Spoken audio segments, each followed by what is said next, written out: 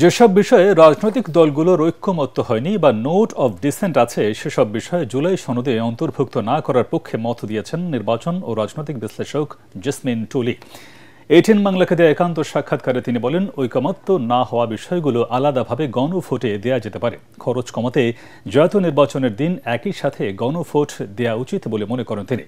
সাবেক নির্বাচন কর্মকর্তা জেসমিন টুলি বলেন, বর্তমান নির্বাচন কমিশনের সামনে একই দিনে দুটি ভোট করা নতুন অভিজ্ঞতা হবে, তবে তাদের সেই সক্ষমতা আছে। জাতীয় নির্বাচনের বাকি 4 মাস। আইনশৃঙ্খলা পরিস্থিতির বর্তমান হাল অব্যাহত থাকলে সুষ্ঠু নির্বাচন সম্ভব নয় বলে মন্তব্য করেছেন জেসমিন টুলি।